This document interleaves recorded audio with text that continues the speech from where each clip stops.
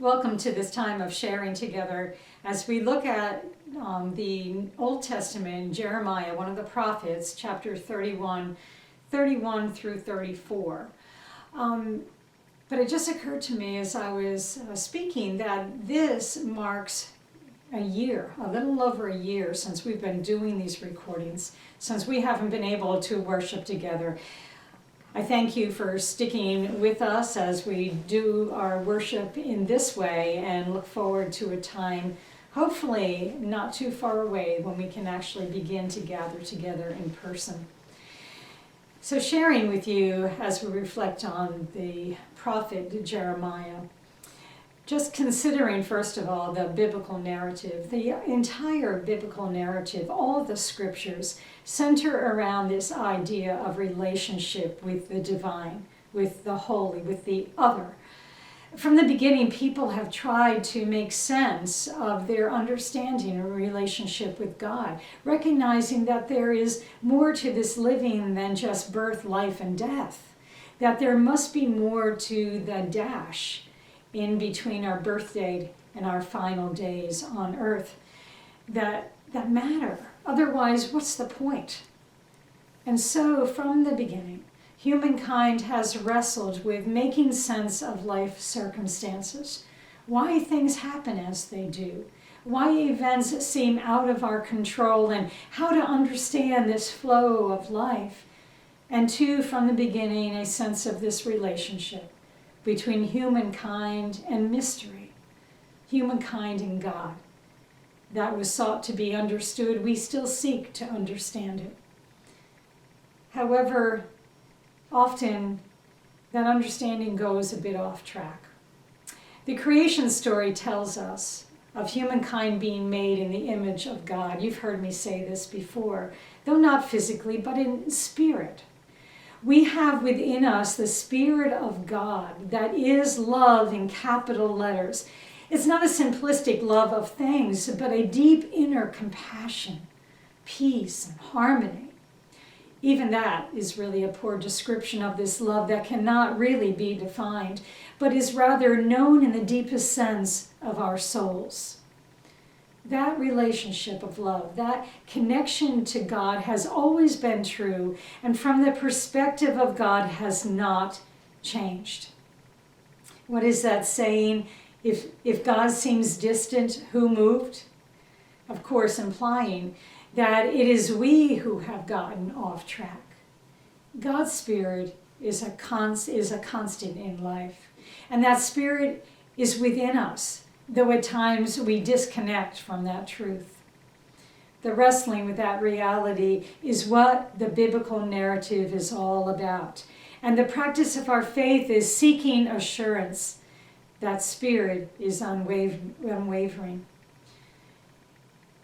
It's been a rough week here for glassware in our house.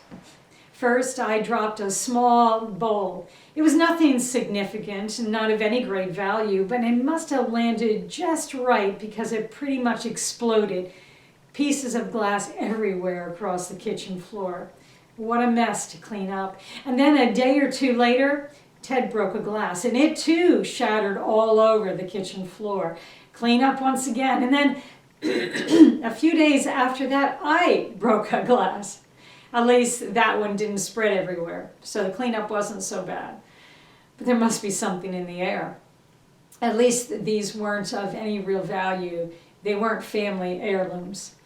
But these incidents came to mind when I was reading the Jeremiah passage.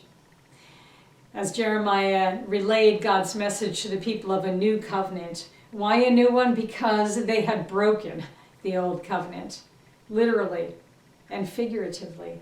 The Old Covenant, the 10 Commandments, recorded initially in stone, then in the Scriptures, passed down from one generation to the next, meant to be lived in every aspect of their lives, was broken again and again. Every time, God's steadfastness remained as the people swept up the scattered pieces and started over again, vowing to be more faithful. God's presence was intact, though they regularly forgot. turned away, became misguided.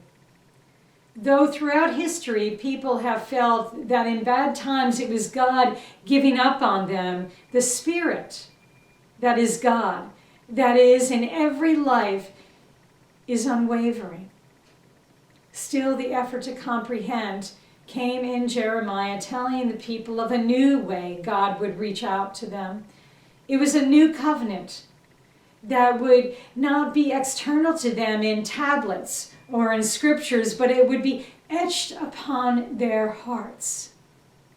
At the very core of their beings, which of course was where God's presence has been from the very beginning. Jeremiah relays the promise of a new clean slate, the past forgotten and forgiven. We see that love made real in the New Testament in Jesus. God's covenant of a deeply personal relationship in human form. He taught love. He modeled justice. He spoke wisdom. He listened. He healed. He took on the pain and injustice of the world to show the extent of divine love. In that way, in that personal interaction, in that deeply caring way, was the awakening to the awareness of God's indwelling love etched in the heart of every human being.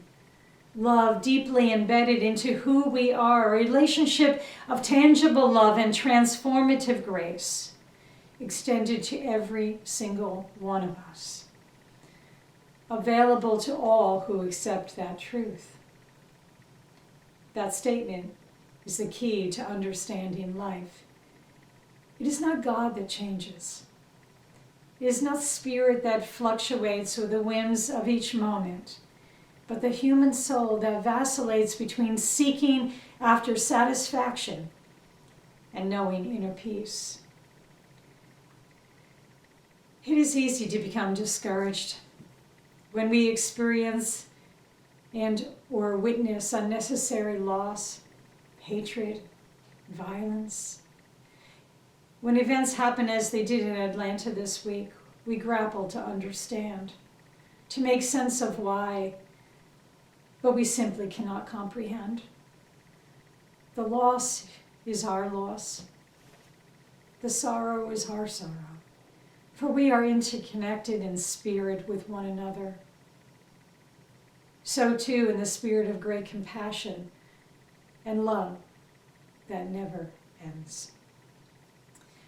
While we may not comprehend the wrongs of this world, the hurts, the heartaches, the suffering, the acts of hatred and violence that people inflict on each other, what we can put our trust in, where we can know hope, is in the promise that has always been there, of a love that surpasses all understanding, a divine love that moves in and through us, that is of God, that is God in one another.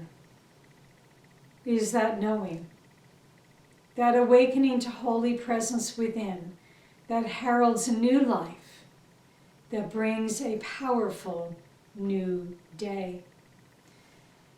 A quote from the spiritual leader Rumi says, "Yesterday I was clever, so I wanted to change the world. Today I am wise, so I am changing myself." That self-change is the awareness of being, our inner being, in harmony with God. Blessings and peace. Amen.